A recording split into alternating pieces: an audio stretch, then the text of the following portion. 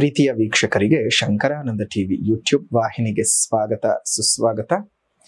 ಇವತ್ತಿನ ವಿಡಿಯೋನಲ್ಲಿ ಗುರು ಗೋಚಾರದ ಫಲ 2024 ಯಾವ ರೀತಿಯಾಗಿದೆ ಅನ್ನುವಂತಹ ಮಾಹಿತಿಯನ್ನ ತಿಳ್ಕೊಳ್ಳೋಣ.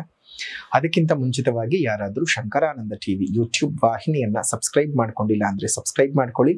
ಪಕ್ಕದಲ್ಲೇ ಇರುವಂತಹ ಬೆಲ್ ಐಕಾನ್ ಒತ್ತಿ ಅದರಿಂದ ನೆಕ್ಸ್ಟ್ ಅಪ್ಲೋಡ್ ಮಾಡುವಂತಹ ವಿಡಿಯೋಗಳು ನಿಮಗೆ ನೋಟಿಫಿಕೇಶನ್ ಮುಖಾಂತರ ಬಂದು ತಲುಪತ್ತೆ. ಹೊಸ ಹೊಸ ಮಾಹಿತಿಗಳನ್ನ ತಿಳ್ಕೊಳ್ಳೋದಕ್ಕೆ ಸಾಧ್ಯವಾಗುತ್ತೆ ಅಂತ ತಿಳಿಸ್ತಾ, ಗುರುಗ್ರಹವು ಮೇ 1ನೇ ತಾರೀಕು 2024 ಮಧ್ಯಾಹ್ನ 1:50 ತನ್ನ ಸ್ಥಾನವನ್ನ ಮೇಷರಾಶಿಯಿಂದ ವೃಷಭ ರಾಶಿಗೆ ಪರಿವರ್ತನೆ ಮಾಡ್ತಾ ಇದ್ದಾನೆ. ಇದು ನಭೋಮಂಡಲದಲ್ಲಿ ಘಟಿಸುವಂತಹ, ಪ್ರತಿ ವರ್ಷವೂ ಘಟಿಸುವಂತಹ ಒಂದು ಸಾಮಾನ್ಯ ಕ್ರಿಯೆಯೇ ಆದರೂ ಆ ಘಟನೆಯಿಂದ ಭೂಮಿಯ ಮೇಲಿರುವಂತಹ ಜೀವಿಗಳ ಮೇಲೆ, ಭೂಮಿಯ ಮೇಲಿರ್ತಕ್ಕಂತಹ ಮನುಷ್ಯ ಪ್ರಾಣಿಗಳ ಮೇಲೆ ಹಲವು ರೀತಿಯ ಶುಭಾಶುಭ ಫಲಗಳ ಪ್ರಭಾವವನ್ನ ಬೀರ್ತಾನೆ. ಬಹಳ ಸ್ಥೂಲನೂ, ಅದೇ ರೀತಿಯಾಗಿ ಸ್ವಲ್ಪ ನಿಧಾನವಾಗಿ ದೀರ್ಘಕಾಲದಲ್ಲಿ ಶುಭಾಶುಭ ಫಲಗಳನ್ನ ಕೊಡ್ತಕ್ಕಂತಹವನು ಗುರುಗ್ರಹನು. ಅಂತಹ ಬೃಹಸ್ಪತಿ ಆಚಾರ್ಯರ ಈ ಒಂದು ಗ್ರಹವೇ ಗುರುಗ್ರಹ. ಈ ಗುರುಗ್ರಹದ ಸಂಚಾರದಿಂದಾಗಿ ಧನಸ್ಸು ರಾಶಿಯವರಿಗೆ ಯಾವ ರೀತಿಯ ಫಲಾನುಫಲಗಳು ಇದೆ ಅನ್ನೋದನ್ನು ನೋಡೋಣ. 6ನೇ ಮನೆಗೆ ಪಂಚಮದ ಸ್ಥಾನದಿಂದ ಷಷ್ಠ ಸ್ಥಾನಕ್ಕೆ ಪ್ರವೇಶ ಮಾಡ್ತಾ ಇದ್ದಾನೆ. ರೋಗ ಸ್ಥಾನದ ಪ್ರವೇಶ ಯಾಕೋ ಅಷ್ಟು ಶುಭವಲ್ಲ ಧನಸ್ಸು ರಾಶಿಯವರಿಗೆ.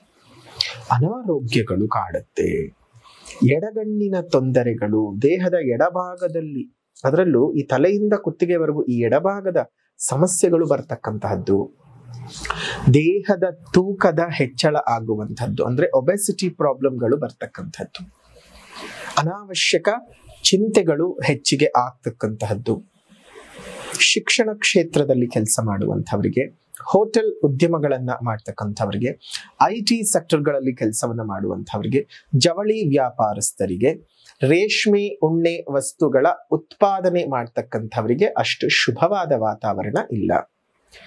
ಹಾಗಂತ ಹೇಳಿ ನಿಮ್ಮ ಜೀವನದಲ್ಲಿ ಬರೀ ಕಷ್ಟಗಳೇ ಬರುತ್ತೆ, ಕೋಟಲೆಗಳೇ ಇರುತ್ತೆ ಅನ್ನೋದು ಸಹ ಇಲ್ಲ.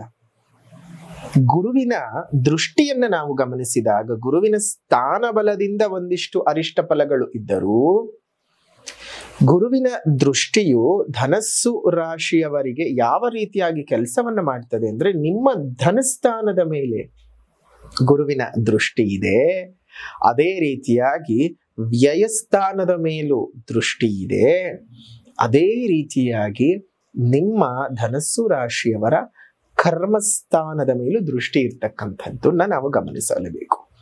ಧನವ್ಯಯ ಕರ್ಮ 3 ಜಾಗಗಳ ಮೇಲೂ ಗುರುವಿನ ದೃಷ್ಟಿ ಇದೆ.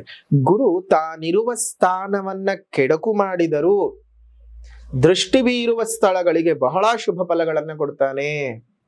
ಅಂದ್ರೆ ನಿಮಗೆ ಈ ಶುಭದ ಫಲಗಳು ಯಾವ ರೀತಿಯಾಗಿರುತ್ತೆ ಅಂತಂದ್ರೆ, ಈ ಒಂದು 12ನೇ ಮನೆಯ ಮೇಲೆ ಪ್ರಭಾವ ಬೀರುವುದರಿಂದ ನಿಮ್ಮ ಜೀವನದಲ್ಲಿರತಕ್ಕಂತಹ ಸುಖ ಭೋಗಗಳು, ಶಯನ ಭೋಗಗಳೆಲ್ಲ ಸುಲಲಿತವಾಗಿ ಆಗ್ತಕ್ಕಂಥದ್ದು. ಏನು ತೊಂದರೆ ತಾಪತ್ರೆಗಳು ಅವುಗಳಲ್ಲಿ ಬರೋದಿಲ್ಲ. ಕೆಲಸ ಕಾರ್ಯಗಳು ಅದರ ಪಾಡಿಗೆ ತಾನು ನಡೀತಾ ಹೋಗುತ್ತೆ, ಅದರಲ್ಲೂ ಏನು ತೊಂದರೆ ತಾಪತ್ರೆಗಳು ಬರುವುದಿಲ್ಲ. ಧನಸ್ಥಾನದಲ್ಲೂ ಸಹ ನಿಮಗೆ ಯಾವುದೇ ಲೋಪದೋಷಗಳು ಉಂಟಾಗಲ್ಲ, ಹಣಕಾಸಿನ ಹರಿವು ಹೆಚ್ಚಿಗೆನೆ ಆಗ್ತದೆ. ಆದರೆ 6ನೇ ಮನೆಯ ಗುರುವಿನ ಪ್ರಭಾವ ಅನಾರೋಗ್ಯಕ್ಕೆ ಕಾರಣ.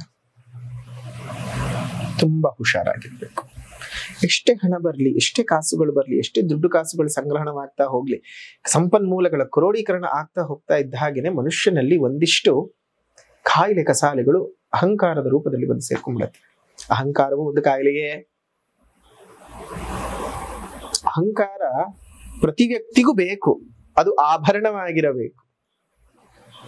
ಆ ಆಭರಣವು ಆ ವ್ಯಕ್ತಿಯ ಸೌಂದರ್ಯವನ್ನ ಹೆಚ್ಚಿಸಬೇಕು, ಬಾಹ್ಯ ಸೌಂದರ್ಯವನ್ನಲ್ಲ, ಆಂತರಿಕ ಮತ್ತು ವಾಕ್ ಸೌಂದರ್ಯವನ್ನ ಹೆಚ್ಚಿಸುವಂತಿರಬೇಕು. ಅವನನ್ನು ಕುರೂಪಿ ಮಾಡಿಸಬಾರ್ದು, ಮುಖದಲ್ಲಲ್ಲ ಮಾತಿನಲ್ಲಿ. ಅಂತಹ ವಿಶೇಷವಾದಂತಹ ಫಲಗಳನ್ನ, ಅಂದ್ರೆ ಇದು ಒಂದು ರೀತಿ ಸಾಧಾರಣವಾದ ಫಲಗಳನ್ನ ಧನಸ್ಸು ರಾಶಿಯವರು ಪಡ್ಕೊಳ್ತೀರಿ. ಗುರು ಸಂಚಾರ ನಿಮಗೆ ಅಷ್ಟೊಂದು ಶುಭಕರವಲ್ಲದೆ ಇದ್ದರೂ ಶನಿಯ ಪ್ರಭಾವ ಚೆನ್ನಾಗಿದೆ. ಎಷ್ಟೊಂದು ಜನ ಕೇಳ್ತಾರೆ ಧನಸ್ಸು ರಾಶಿಯವರು, ಗುರುಗಳೇ 7:30 ಮುಗ್ದಿದೆ ಅಂತ ಹೇಳ್ತೀರಾ, ಆದ್ರೂ ನಮಗ್ ಸಮಸ್ಯೆನೇ. ಎಷ್ಟು ಸಮಸ್ಯೆಗಳು ಗುರುಗಳೇ, 7:30 ಮುಗ್ದು ಹೋಗಿದ್ರು ಯಾಕೆ ನಮಗೆ ಇನ್ನೂ ತೊಂದರೆಗಳಾಗ್ತಿದೆ, ತಾಪತ್ರೆಗಳಾಗ್ತಿದೆ, ಯಾಕೆ ನಮಗೆ ನೋವುಗಳೇ ಜಾಸ್ತಿ ಆಗ್ತಾ ಇದೆ, ನಿಜವಾಗ್ಲೂ ಈ ಶನಿಯಿಂದ ಇಷ್ಟು ಹಿಂಸೆನ ಅನುಭವಿಸ್ಬೇಕಾ? ಅವ್ರ ಜಾತಕ ನೋಡಿದಾಗ ಅವ್ರಿಗೆ 7:30 ಪ್ರಭಾವ ಏನೂ ಆಗೇ ಇರೋದಿಲ್ಲ. 7:30 ಶನಿ ಅವ್ರಿಗೇನು ತೊಂದರೆ ಕೊಟ್ಟಿರೋದೇ ಇಲ್ಲ. ಬೇರೆ ಗ್ರಹ ಬಾಧೆಗಳು ಬರ್ತಾ ಇರುತ್ತವೆ, ಅವುಗಳನ್ನು ಸಹ ನಾವು ಗಮನಿಸಬೇಕಲ್ವಾ? ಅವುಗಳ ಬಗ್ಗೆಯೂ ನಮಗೆ ಅರಿವು ಇರಬೇಕು ಅಲ್ವಾ? 7:30 ಮುಗ್ದಿದೆ ಸರಿ, ಬೇರೆ ಗ್ರಹಗಳ ಕಾಂಟ್ರಿಬ್ಯೂಷನ್.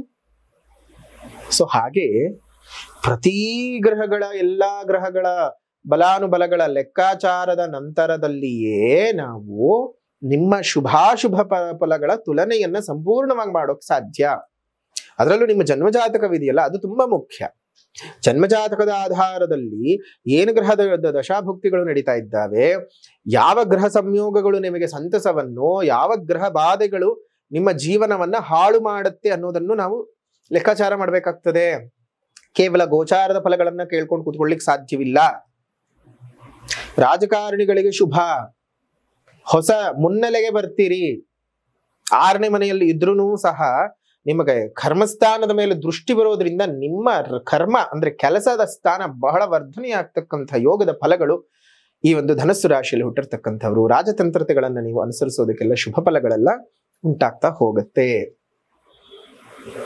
ಒಳ್ಳೆ ರೀತಿಯಾದಂತಹ ಬೆಳವಣಿಗೆಗಳು, ಒಳ್ಳೆ ರೀತಿಯಾದಂತಹ ಏಳಿಗೆಗಳು ಕೆಲ ವಿಚಾರಗಳಲ್ಲಿ ಬರ್ತಕ್ಕಂಥದ್ದು.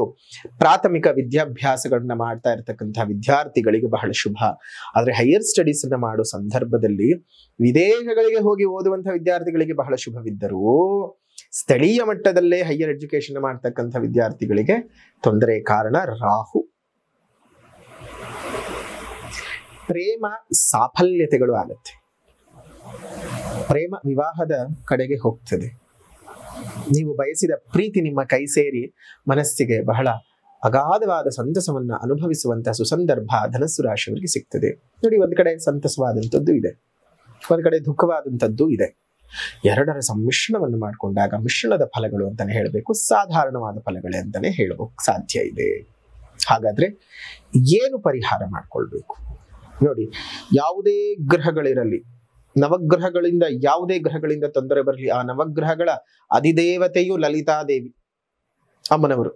ಆ ಅಮ್ಮನವರ ಹೋಮವನ್ನ ಮಾಡುವುದರಿಂದ, ಲಲಿತಾದೇವಿಯ ಹೋಮವನ್ನ ಮಾಡೋದ್ರಿಂದ, ಲಲಿತಾಂಬಿಕೆ, ಲಲಿತಾ ತ್ರಿಪುರ ಸುಂದರಿ ಶ್ರೀಚಕ್ರ ನಿವಾಸಿನಿಯಾದಂತಹ ಅಮ್ಮನವರು, ಆ ಅಮ್ಮನವರ ಪೂಜೆ ಪುನಸ್ಕಾರಗಳನ್ನು ಮಾಡುವುದರಿಂದ ನಿಮ್ಮ ಜೀವನದಲ್ಲಿ ಹಲವು ರೀತಿಯ ದುರಿತಗಳಿಂದ ಕಷ್ಟ ಕೋಟಲೆಗಳಿಂದೆಲ್ಲ ಆಚೆ ಬರ್ತೀವಿ. ದುಷ್ಟ ಶಕ್ತಿಗಳ ಬಾಧೆಗಳಿರಬಹುದು, ದೃಷ್ಟಿ ದೋಷಗಳಿರಬಹುದು, ಮಾಟ ಮಂತ್ರ ಕೃತಿಮ ಪ್ರಯೋಗಗಳಿರಬಹುದು, ಶತ್ರು ಬಾಧೆಗಳು ಇರಬಹುದು, ಕೆಲಸ ಕಾರ್ಯದಲ್ಲಿ ಅಭಿವೃದ್ಧಿ ಆಗ್ತಾ ಇಲ್ಲ ನನಗೆ ಅಂತ ಹೇಳಿದಂಥವ್ರು ಇರ್ಬೋದು, ಕೆಲಸವೇ ಸಿಗ್ತಾ ಇಲ್ಲ, ಚೆನ್ನಾಗಿ ವಿದ್ಯಾಭ್ಯಾಸ ಪ್ರಾಪ್ತಿ ಇದೆ, ಬದುಕಿನಲ್ಲಿ ಏಳಿಗೆ ಆಗ್ತಾ ಇಲ್ಲ, ನನಗೆ ಕಂಕಣ ಬಲನೇ ಕೂಡಿ ಬರ್ತಾ ಇಲ್ಲ, ಬಂದ ಕಂಕಣ ಬಲವೆಲ್ಲ ವಿಘ್ನವಾಗಿ ಹೋಗ್ತಾ ಇದೆ, ಎಷ್ಟು ಸಮಸ್ಯೆಗಳು, ಮಕ್ಕಳಾಗ್ತಾ ಇಲ್ಲ, ಮಕ್ಕಳು ಹುಟ್ಟಿ ತೀರ್ ಹೋಗ್ತಾ ಇದ್ದಾರೆ, ಎಷ್ಟು ಸಮಸ್ಯೆಗಳಬ್ಬ. ಮನುಷ್ಯನ ಜೀವನ ಅಂತ ಬಂದಾಗ ಸಮಸ್ಯೆಗಳ ಸರಮಾಲೆಗಳೇ ಇರ್ತವೆ. ಅಂತಹ ಸಮಸ್ಯೆಗಳ ಸರಮಾಲೆಯು ನಿಮ್ಮ ಬದುಕಿನಲ್ಲಿ ಯಾವುದೇ ರೀತಿಯಾಗಿಯೂ ತೊಂದರೆ ತಾಪತ್ರಗಳನ್ನ ಉಂಟು ಮಾಡದ ಆ ರೀತಿನಲ್ಲಿ ನಿಮ್ಮ ಬದುಕನ್ನ ನೀವು ಸಾಗಿಸ್ಕೊಂತ ಹೋಗ್ಬೇಕು. ಅದಕ್ಕೆ ತಾಯಿ ಲಲಿತಾದೇವಿಗೆ ಪ್ರೇರಣೆ. ಅಂತಹ ಲಲಿತಾದೇವಿ ಹೋಮವನ್ನ ದಿನಾಂಕ 8ನೇ ತಾರೀಕು 5ನೇ ತಿಂಗಳು 2024 ಮಾಡಬೇಕು ಅಂತ ಹೇಳಿ ಸಂಕಲ್ಪ ಮಾಡಿದ್ದೇವೆ.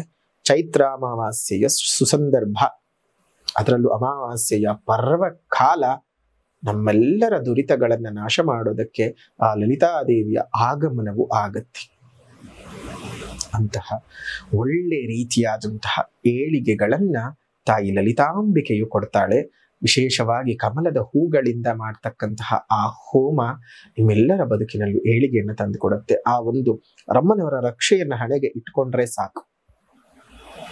ಅಮ್ಮನವರ ರಕ್ಷೆಯನ್ನ ನೀವು ಮನೆಯಲ್ಲಿ ಇಟ್ಟುಕೊಳ್ಳುವುದರಿಂದ ಮತ್ತು ನಿಮ್ಮ ಹಣೆಯಲ್ಲಿ ಅದನ್ನ ಧರಿಸುವುದರಿಂದ, ಹಚ್ಚಿಕೊಳ್ಳುವುದರಿಂದ ಎಲ್ಲಾ ರೀತಿಯಾದಂತಹ ಮೋಸಗಳಿಂದ ಆಚೆ ಬರ್ತೀರಿ, ಕಷ್ಟಕೋಟಲೆಗಳಿಂದ ಆಚೆ ಬರ್ತೀರಿ.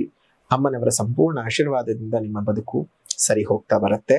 ಹಾಗಾಗಿ ಆ ಹೋಮದಲ್ಲಿ ತಾವೆಲ್ಲರೂ ಬಂದು ಪಾಲ್ಗೊಳ್ಳಿ, ನಿಮ್ಮ ಜೀವನವನ್ನ ಸುಖಮಯವನ್ನಾಗಿ ಮಾಡ್ಕೊಳ್ಳಿ ಅಂತ ಹೇಳ್ತಾ, ಇನ್ನು ಸಾಮಾಜಿಕವಾದ ಪರಿಹಾರ ಪ್ರತಿ ಬಾರಿ ಹೇಳ್ತಾ ಇರ್ತೇವೆ, ಪ್ರಕೃತಿಯನ್ನ ಉಳಿಸಿ, ಪ್ರಕೃತಿಯನ್ನ ಬೆಳೆಸಿ, ಪ್ರಕೃತಿಯಲ್ಲಿರ್ತಕ್ಕಂತಹ ಇನ್ನಿತರ ಜೀವ ಜಂತುಗಳನ್ನು ಸಹ ನಮ್ಮ ಹಾಗೆ ಅಂತ ಹೇಳಿ ತಿಳಿದು ಭಾವಿಸಿಕೊಳ್ಳಿ. ನಿಮ್ಮ ಮನೆ ಮುಂದೆ ಮತ್ತು ಮೇಲ್ಭಾಗದಲ್ಲಿ ಒಂದು ಸಣ್ಣ ಸಣ್ಣ ಕುಂಡಗಳಲ್ಲಿ ನೀರನ್ನ ಇಡ್ತಾ ಬನ್ನಿ. ಈ ಬೇಸಿಗೆಯ ಧಗೆಯ ಕಾಲಕ್ಕೆ ಅದು ಎಷ್ಟೋ ಉಪಯೋಗಕ್ಕೆ ಬರುತ್ತೆ. ಹಲವು ಪ್ರಾಣಿ ಪಕ್ಷಿಗಳಿಗೆ ಜೀವವನ್ನ ಉಳಿಸಿದಂತಹ ಪುಣ್ಯದ ಫಲವು ನಿಮ್ಮ ಖಾತೆಗೆ ಜಮವಾಗ್ತದೆ. ದೇವರ ಆಶೀರ್ವಾದವು ಸಹ ಸಂಪೂರ್ಣವಾಗಿ ಸಿಗ್ತದೆ. ದೇವರೇ ನಿಮ್ಮನ್ನ ಮೆಚ್ಚಿಕೊಳ್ಳುವಂತಹ ಕೆಲಸವನ್ನ ನೀವು ಮಾಡಿ. ಆಗ ದೇವರ ಆಶೀರ್ವಾದದಿಂದ ನಿಮ್ಮೆಲ್ಲರ ಬದುಕಿನಲ್ಲಿಯೂ ಏಳಿಗೆಗಳು ಬರಲಿ, ಸಕಲ ಸೌಭಾಗ್ಯಗಳು ಸಹ ಉಂಟಾಗಲಿ ಅಂತ ಹೇಳಿ ನಾನು ಆ ದೇವರಲ್ಲಿ ಪ್ರಾರ್ಥನೆಯನ್ನು ಮಾಡ್ತಾ, ಧನಸ್ಸು ರಾಶಿಯವರ ಈ ಒಂದು ಗುರುಗೋಚಾರದ ಫಲ 2024 ವಿಡಿಯೋನ ಇಲ್ಲಿಗೆ ಮುಕ್ತಾಯ ಮಾಡೋಣ. ವಿಡಿಯೋ ಇಷ್ಟ ಆಗಿದ್ರೆ ಲೈಕ್ ಮಾಡಿ, ಶೇರ್ ಮಾಡಿ, ಕಮೆಂಟ್ ಮಾಡಿ. ಮತ್ತೆ ಮುಂದಿನ ವಿಡಿಯೋನಲ್ಲಿ ಭೇಟಿ ಮಾಡ್ತೀನಿ. ಅಲ್ಲಿವರೆಗೂ ನಮಸ್ಕಾರ. ಲೋಕ ಸಮಸ್ತ ಸುಖಿನೋ ಭವಂತು, ಸಕಲ ಸನ್ಮಂಗಳಾನಿ ಭವಂತು, ಸರ್ವೇ ಜನಾಃ ಸುಖಿನೋ ಭವಂತು, ಸಮಸ್ತ ಸನ್ಮಂಗಳಾನಿ ಭವಂತು.